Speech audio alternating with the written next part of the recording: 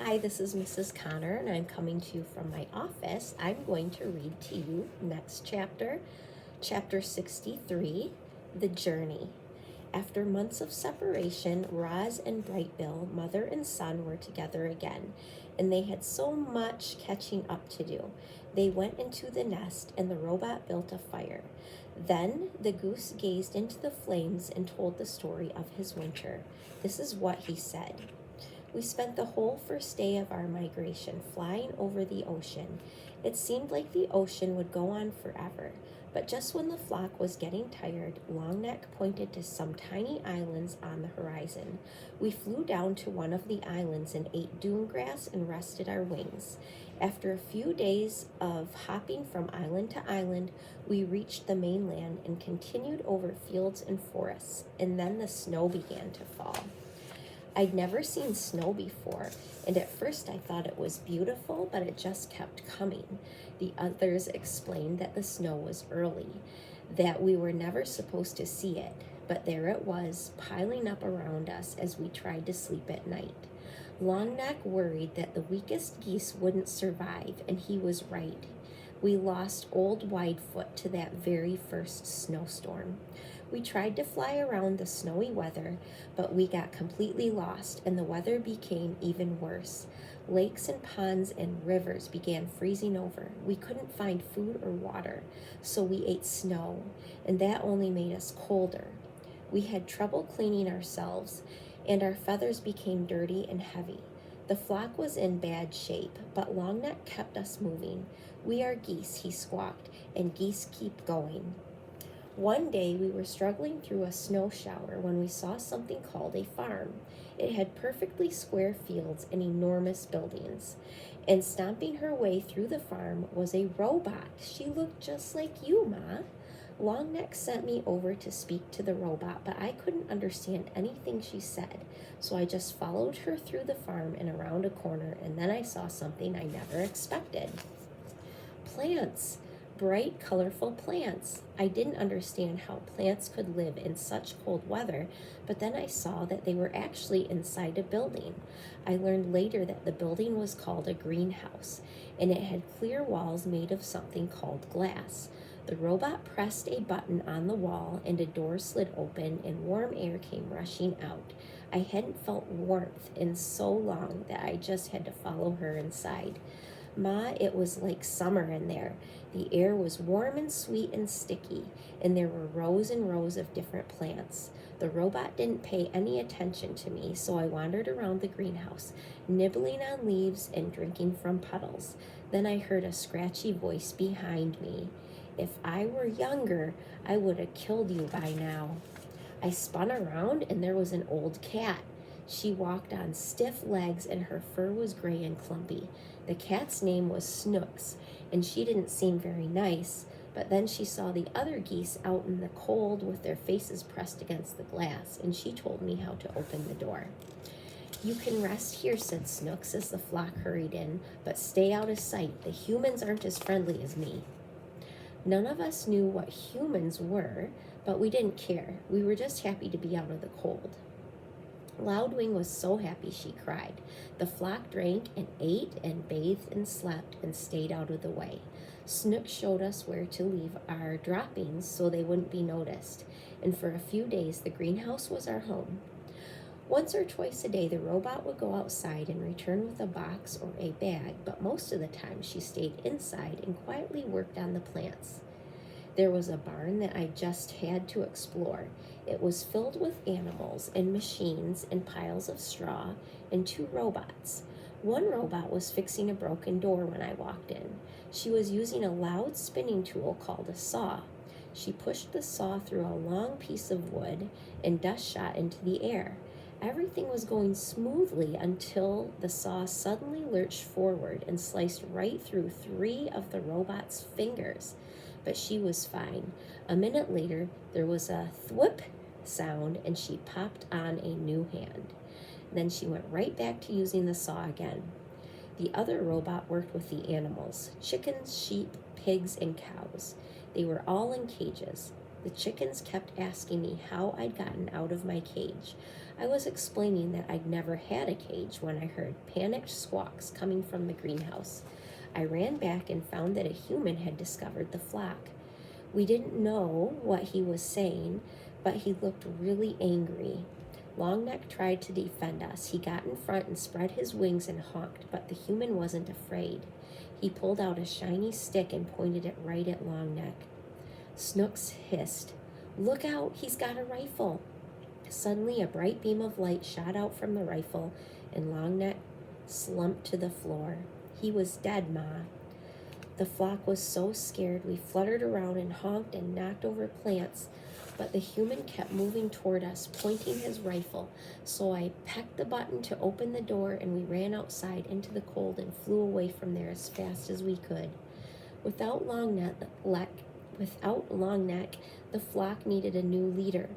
Everyone wanted me to lead. I didn't know what to do, so I started by repeating Longneck's words. I squawked, "We are geese, and geese keep going." Then I took the point, and the flock spread out behind me.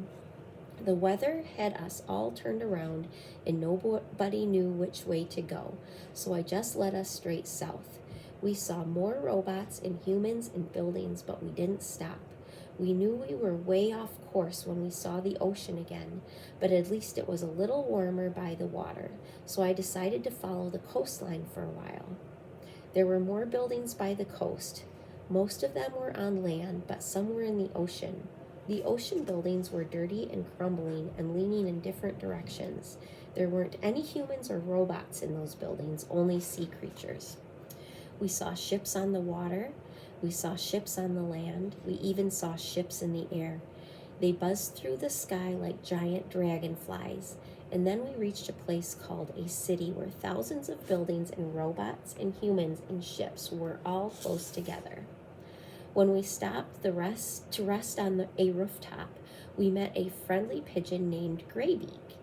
She had grown up there, so she knew everything about the city. She flew us over towers and under bridges and kept us away from all the buzzing airships. And everywhere we went, there were robots. Some of the city robots were just like you, Ma, but others crawled on 6 legs or rolled on wheels or slid up and down the sides of buildings. Some robots were really small and some were really big. They moved things and cleaned things and built things and did every kind of job you can think of. Graybeak brought us down to a ledge on the side of a building and told us to look through the windows. Inside was a family of humans, and they had a Roz robot. When we looked into other buildings, we saw other humans with other robots. Every human seemed to have a robot. I told Graybeak about you, Ma, and she wanted to show us one last place. We flew out to the edge of the city to a really big building called a factory. Graybeak brought us to the roof windows, and we looked down into the factory and saw machines building sparkling heads and torsos and limbs. The factory was building robots. A machine held up a robot torso and put 2 legs under it, and they snapped into place. It put feet under the legs, and they snapped into place. It snapped arms into the shoulders and snapped hands into the arms. A head was snapped onto the top, and the robot was finished. Ma, the robot looked just like you. I think that factory is where you were built. I wanted to watch more robots being built, but it started snowing again, so we said goodbye to Graybeak and continued flying south. We saw fewer robots and humans and buildings and ships. The air became warmer and the snow disappeared.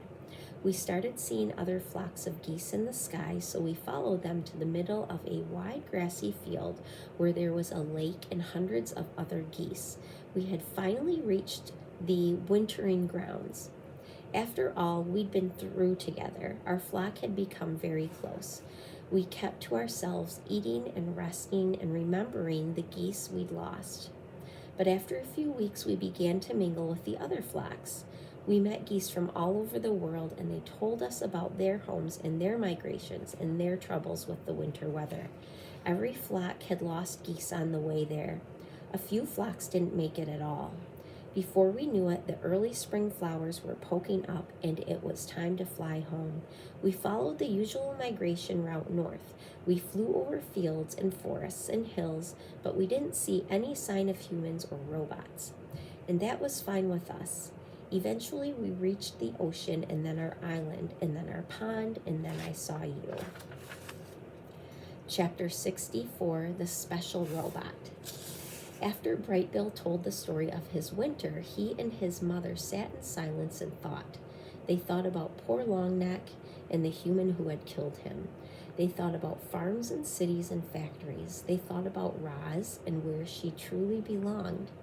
Then after a while, Roz told Bright Bill her own winter story. She spoke on her long, dark hibernation and of how she had awoken to find the nest caved in around her.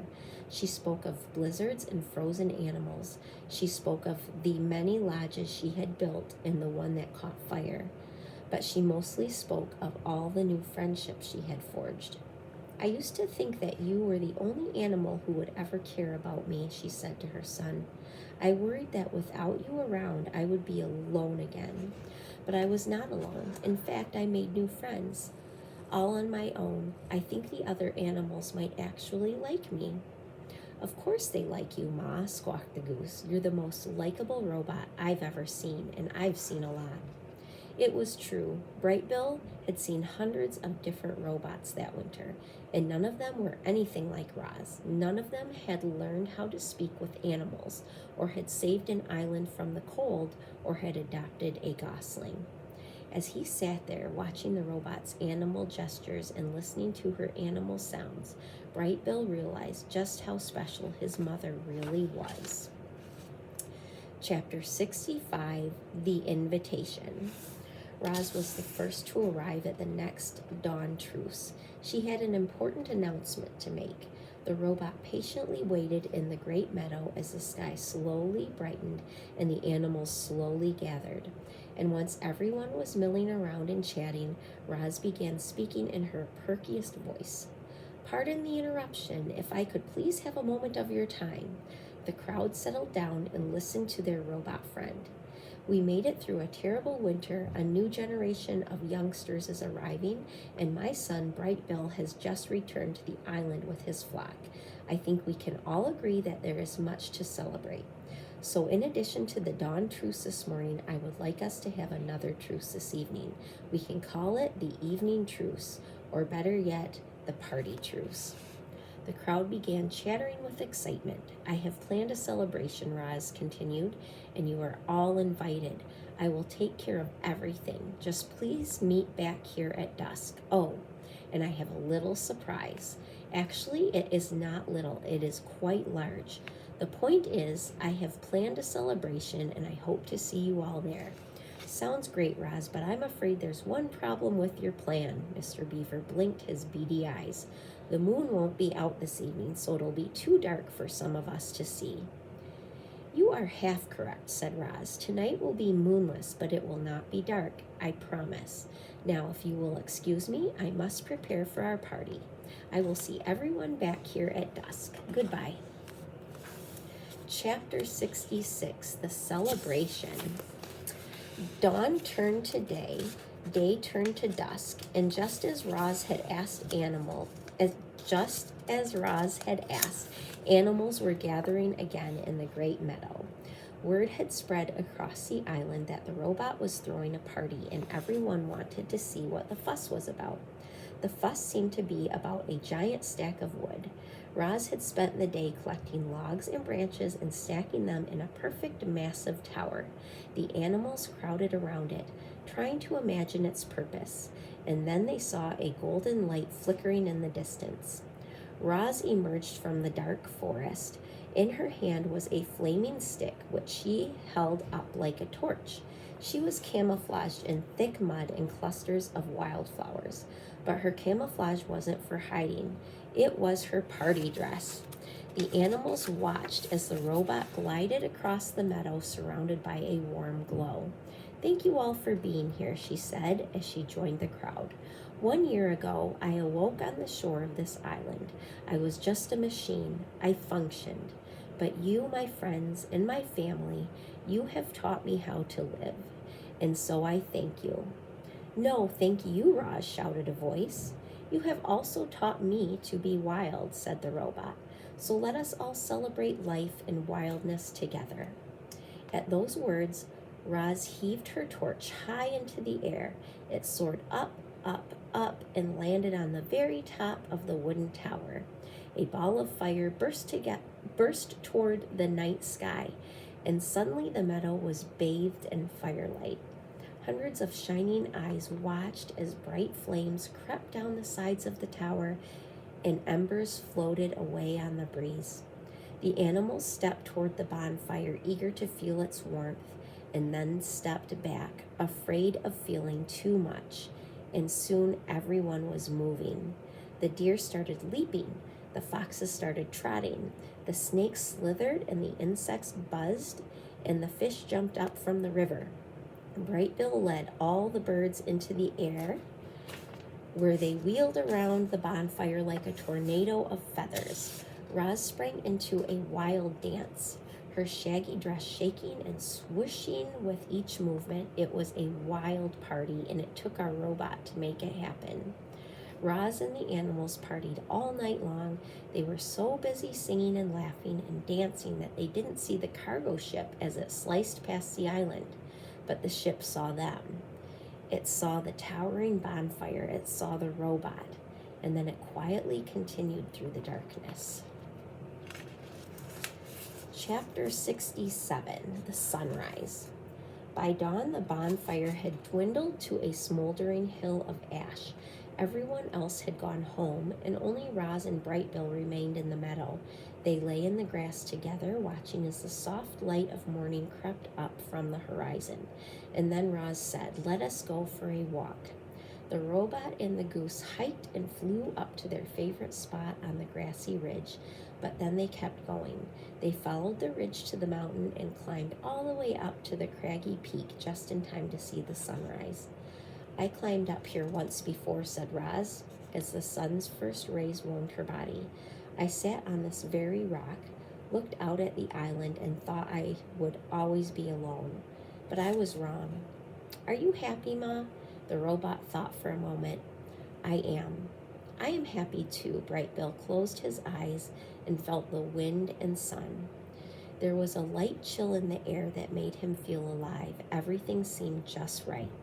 And then he heard a distant buzzing sound.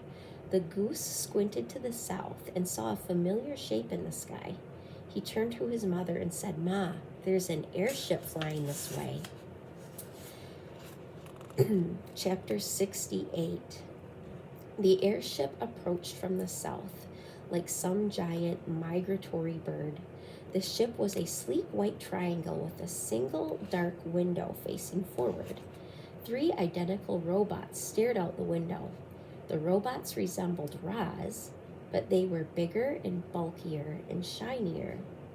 The word Rico was lightly etched into each of their torsos, followed by their individual unit number. They were Rico 1, Rico 2, and Rico 3. The Ricos flew in a low circle around the island. They saw a smoking hill of ash. They saw mysterious wooden domes. They saw 4 dead robots scattered across the shore. The airship hovered above the robot gravesite for a moment. Then it floated up over the island and lowered itself onto a small meadow at the foot of the mountain. The engines blasted air toward the ground, bending trees and tearing grass. Then the landing gear sank into the soil. The engines powered down, and all was quiet. A door hummed open, and out stepped the Ricos.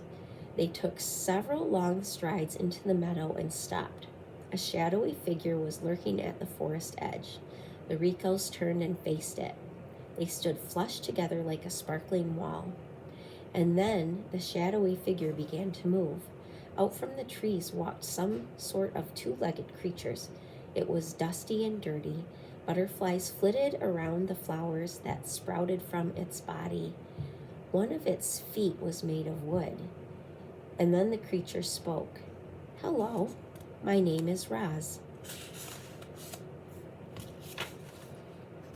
And that is the end of my chapters.